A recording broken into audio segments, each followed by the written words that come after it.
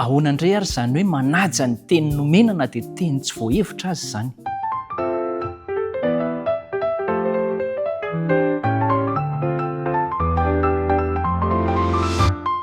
Falitafaraka aminao indray ry namako amin'ity fotoana anio ity andinika lohahevitra anankiray tena mafonja indray isika ao anatin'ny resaka hoe famitahana mampidi-doza. Saika ianao hiaraka ao anatin'izany isika. Ety am-piandohana dia manasa antsika ao amin'ny Josoa toko 7 no iarahantsika amin'izany. Inona moa io Josoa toko 7 io? Raha jerentsika ny soramandry aloha dia miresaka momba ny hoe hafetsena nataon'ny Gibeonita mba tsy handringanana azy. Hafetsena, mampiasa hafetsena. Ary matetika eo amin'ny fiainana dia betsaka ny olona mihevitra fa ilaina ny hafetsena sy ny mampiasa hafetsena. Inona no voalazan'ny tantara? Asaiko ianao ary Josoa toko 7 dia ny andininy voalohany katreo amin'ny andininy 9 no vakiantsika amin'ny anaran'i Jesosy. Ary rehefa nandre izany ny mpanjaka rehetra izay ety amin'ny ndafin'ny Jordana, na ny tany amin'ny tany havoana, na ny tany amin'ny tany lemaka amorontsiraka, na ny tany amoron-dranomasina lehibe tandrifin'ny Libanona, dia ny Etita, ny Amorita, ny Kananita, ny Perizita, ny Hivita ary ny Jebosita dia nirahina hiangona hiady amin'ny Josoa sy ny Israely izy ireo. Izay izany ny ankolafy anankiray. Ireo izany resy lahatra hoe tsika ny fivondronantsika no hamelezana nyreto Israely reto fa tsy maintsy resy rangahy ireo. Ary izay matetika no vahaolana koa hita amin'ny fiainana hoe andao hivondrona dia izay no andresena. Mitondra makaiza nefa izay fivondronana izay rehefa Andriamanitra no miaro ny vondrona anankiray na ny antoko anankiray. Andininy 7 ary ny mponina tao Gibeona nahare izay nanaovan'i Josoa any Jeriko sy Ai dia nanao hafetsena kosa izy ka nandeha ary nodohiraka ka nitondra lasaka tontana sampiny teo amin'ny borikiny sy ny hoditra tonta sady tritra ka nifehipehezina nasiany divay.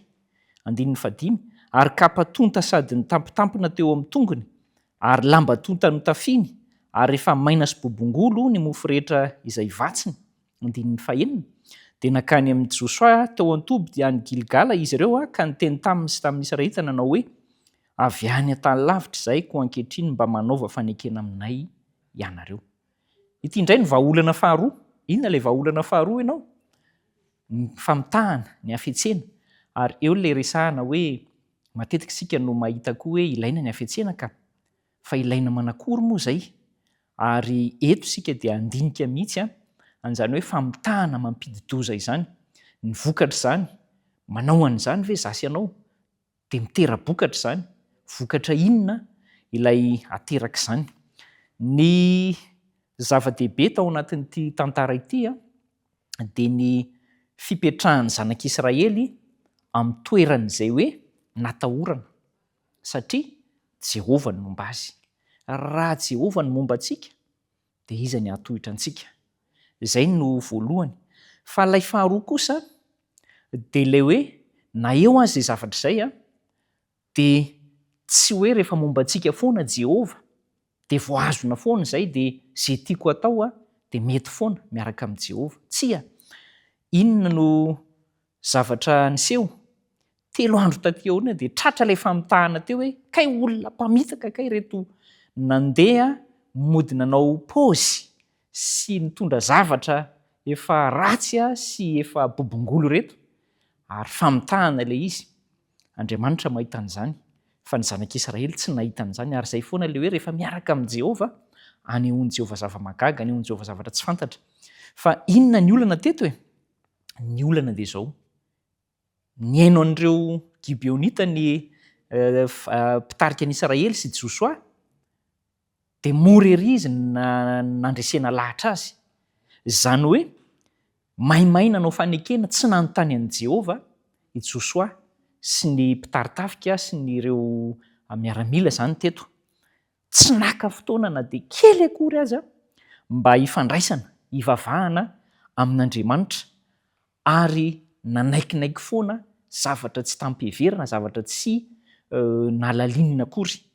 Dia tsy fantatra akory hoe inona no vokatra izany. Mety mahazo antsika izany.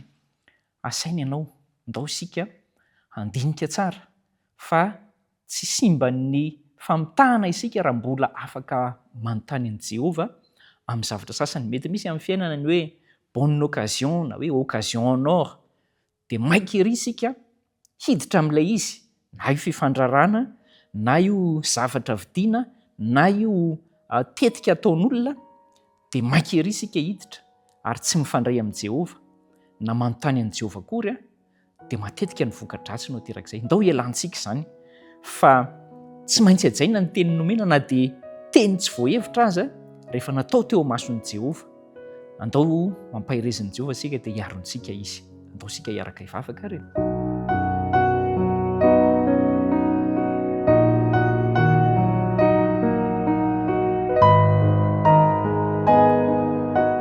Andriamanitra, misaotra betsaka anao fa ianao no niaro anay, ianao namindra fo, ianao namela heloka, kanefa izahay mbola ametrahanao andraikitra dia ny fandray aminao melony anam-pahan-kevitra hanao zavatra, enina dia misy zavatra toa mandresy lahatra avy hatrany aza.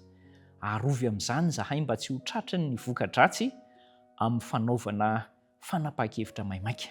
Arovy ity namako ity, arovy ireo rehetra izay mijery mba handray fanapahan-kevitra tsara mandrakariva amin'ny anaran'i Jesosy no angatahana izany. Amen.